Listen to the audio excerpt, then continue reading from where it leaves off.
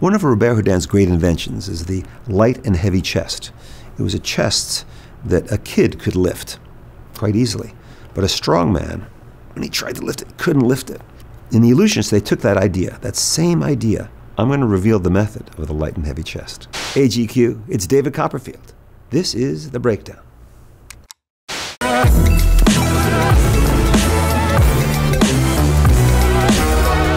First up, Now You See Me. Bon chance. It's 11:50 p.m. here in Vegas.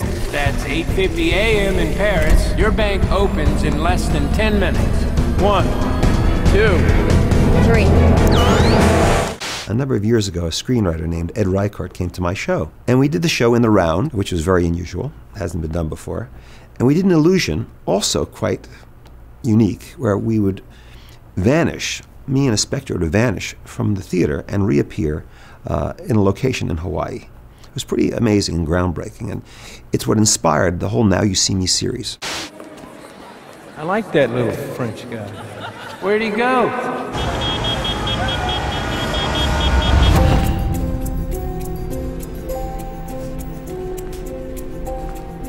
Wait, there he is.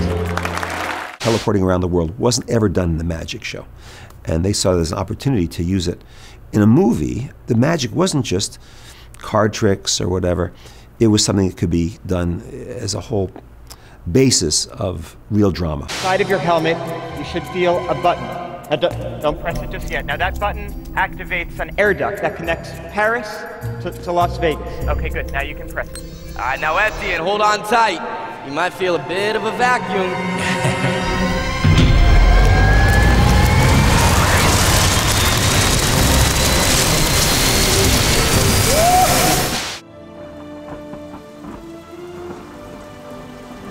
In our version, I brought the rain back with me into the theater in the round.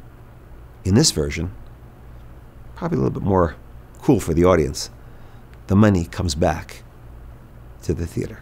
You know, it's about credibility. When I did this illusion, and people thought it was ridiculous, nobody's going to believe it. People said it couldn't be done, not credible at all, and we spent 3 years interviewing audience members, changing bits little by little to make it a credible thing. And finally we got it so the people in the audience were crying. So when Ed Reichert saw that in the show, he saw a pretty good version of our thing and saw it could be credible. It was something you could do.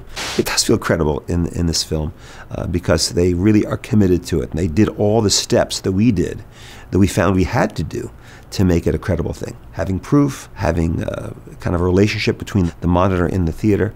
And yeah, I think it worked. Our version happened over the heads of the audience. It was surrounded in a circular theater. I wanted, you know, people beneath the illusion itself. They had in the round, and I guess because they didn't have people below, they had the piece collapse up. So it was kind of avoiding the trapdoor idea. To me, magic isn't about making something disappear. It's about really having the audience feel emotionally attached to it. This is an example of that because this was about characters that you care about these people. I mean, these actors are amazing. Also, the people in the audience who are involved with this are people that you get to know and care about or have some kind of stakes in the matter. So it's not about the illusion.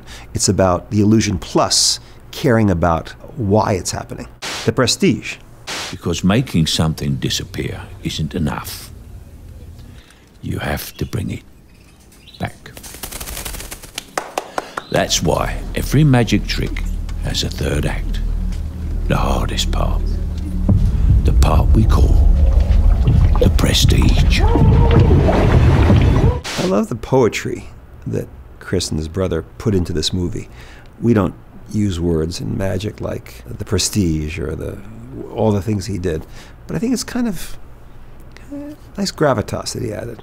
Many people say there's 7 pieces of magic, 7 effects, and it's 100% not true. I'm, with my amazing staff, invent new technology all the time. And I think in this case, what Christopher Nolan and his brother did, with all the electric currents, the Tesla coil effects, he created a new language in that way. That doesn't exist in any magic show in history. So I think he had the same kind of instinct as I do in my show now. You know, I'm doing magic with dinosaurs and spaceships and aliens and time travel. Nothing that you could find in a magic book. Most magicians, you know, unfortunately, kind of do things that have been done before, but a lot of the really great people who are trying to progress the art form in the past and also today are trying to change the language and move things in a new way. You know, they say in there that if you vanish something, you have to bring it back.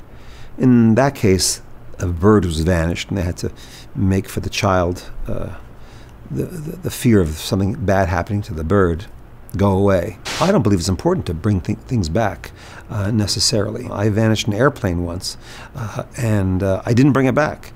And it was viral before viral existed. And it's because I didn't bring it back. It was kind of unsatisfying. The audience is going, well, what happened to it? If I brought it back, it would have closed the circle. I don't agree with that idea that you have to bring it back. Now you see me too.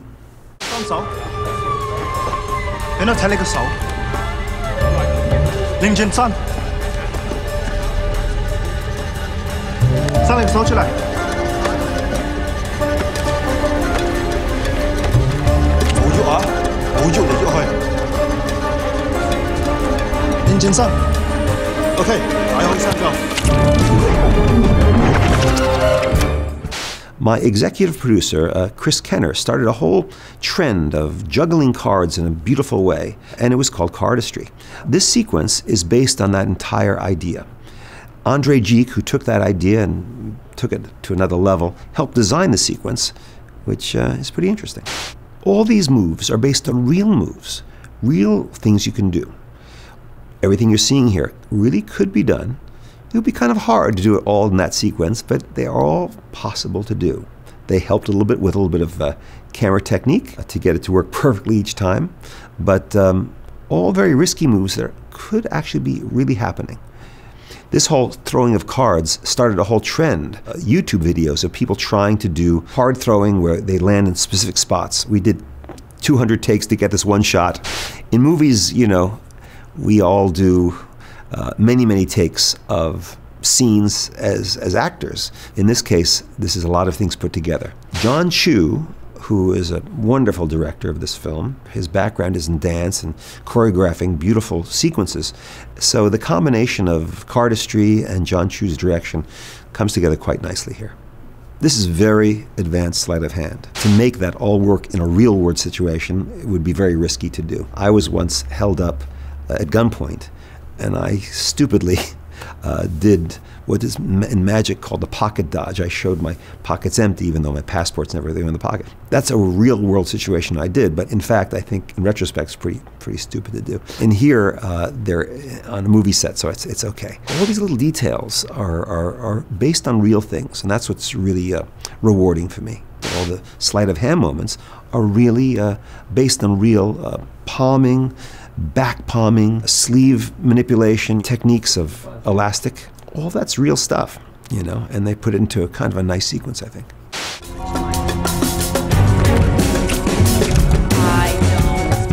My friend Levent Simkentley vanishes a jumbo card on stage with that exact method. On the back of the card is a pattern of his jacket, and he just vanishes it, and it really looks great. And then as a gag, he kind of reveals it and shows what happens. So it's okay for me to say the story, but it's a really great thing, and it does work. There's a magnet in the jacket, and it sticks to it. And when my friend does it, the card vanishes, and it looks fantastic, and then it's really magnetized to his coat. The famous magicians of the past used to scale cards into the audience, take cards with their picture on it, and throw them in the audience, and hit certain marks in the theater, amazingly. It was a great skill, and this is taking that to another level. It's using it for a real purpose. They would skip cards off the ground like a rock in a lake, and all this is based on that.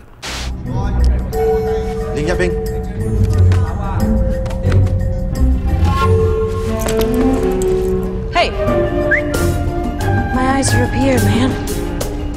How do you like it?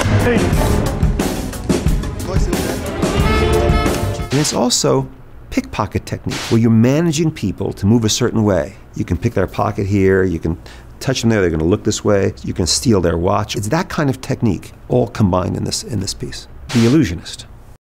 Might I borrow a handkerchief from someone? You, madam.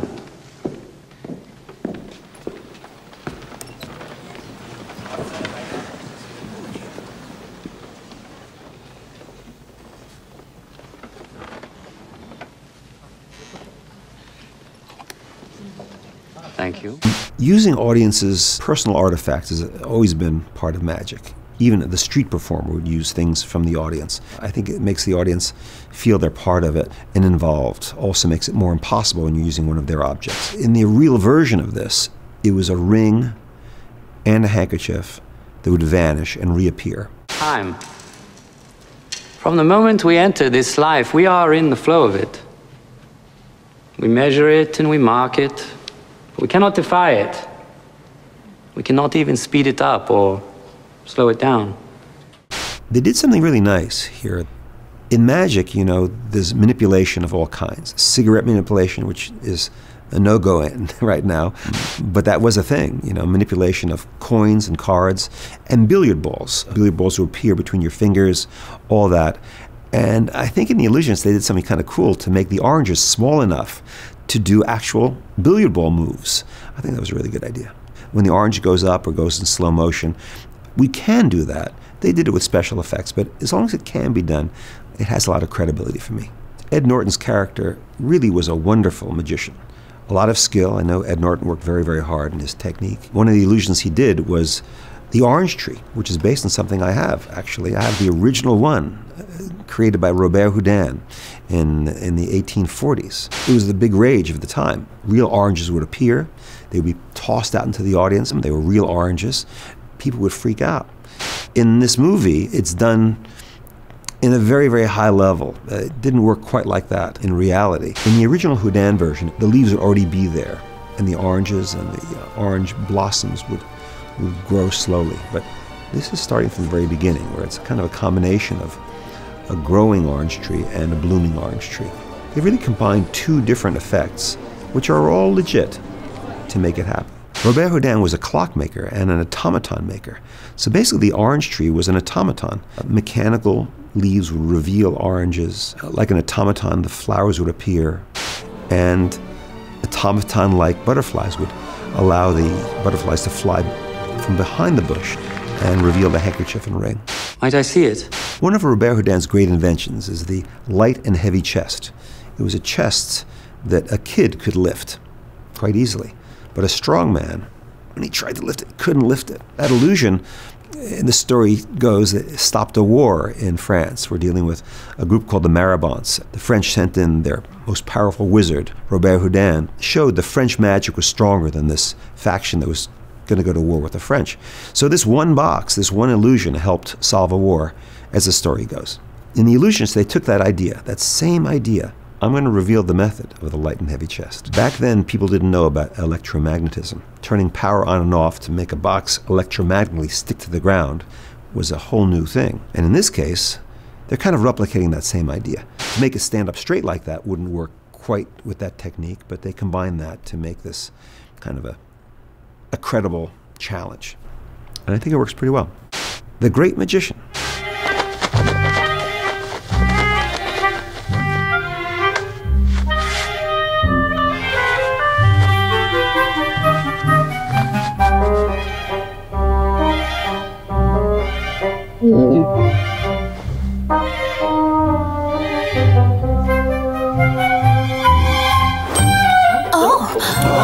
Pretty cool stuff. I really enjoy this sleight of hand. I think he could have just done this little origami thing and left it like it is. I've never seen that before. I love that idea. I'm a new dog lover, so this is kind of cool. And that could work. You know, it wouldn't look exactly like that, but that really could work.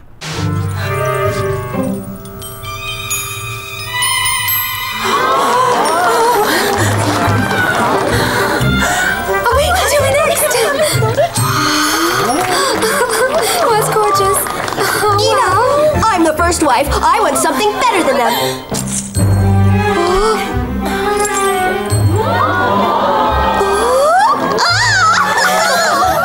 His technique is really nice. His movements is very beautiful. All the magic isn't real. A lot of it's not really happening, but it kind of could. It follows that rule that, you know, if it could be done, could you do that? And the answer is yes. You could make that happen. And besides, these women are very happy. This is kind of like street magic in an elegant setting, let's put it that way. I can't tell.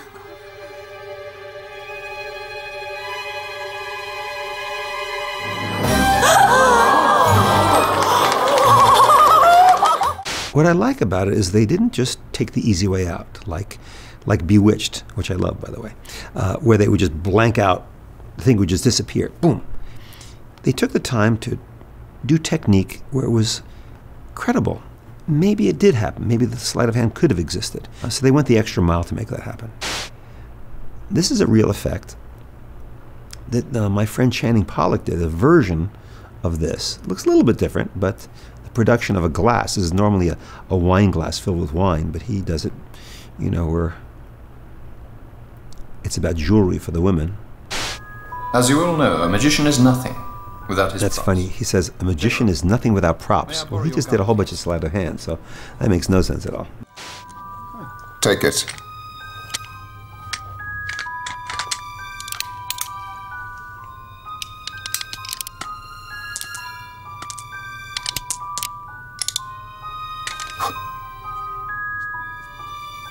Vanishing bullets would be sleight of hand.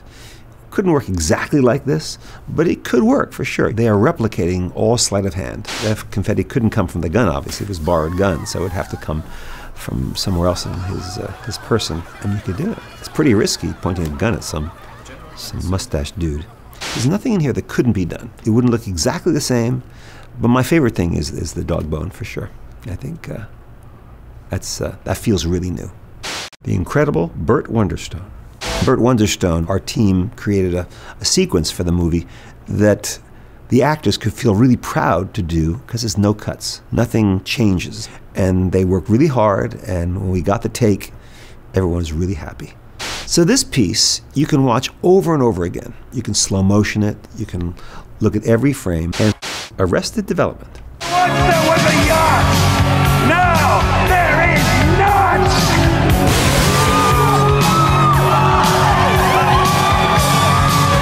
I used to dance a lot in my show with fluffy shirts and gigantic movements and large objects. We actually made a boat appear in the Bermuda Triangle. He makes it vanish, in this case, with a little bit of dancing. Definitely, I think I'm to blame for this. I wish I could do the split, though. That was pretty good. There was a book when I was a kid written by Al Jaffe called The Mad Book of Magic. And it was all these, you know, how to put your finger over here in 2 sections. Well, you'd cut your finger off. That was the method for it. It was just crazy methods that would really inflict major pain on yourself to make it happen. It was all a very big parody. This is an example of that. Will Arnett is great, and he does spectacular magic. His method was kind of like the Al Jaffe Book of Magic, where the method destroys the family's boat. Michael, magician never reveals his, I sunk it! I sunk the yacht! At least I think I sunk it. I mean, I blew it up and I don't see it anywhere. It's a method. Probably could have worked. And finally, Houdini. One would never do something for the first time. You're always going to really have planned what your escape route is, how to get out of the situation. So Adrian Brody went to Tannen's magic camp. He loved magic as a kid and really studied it.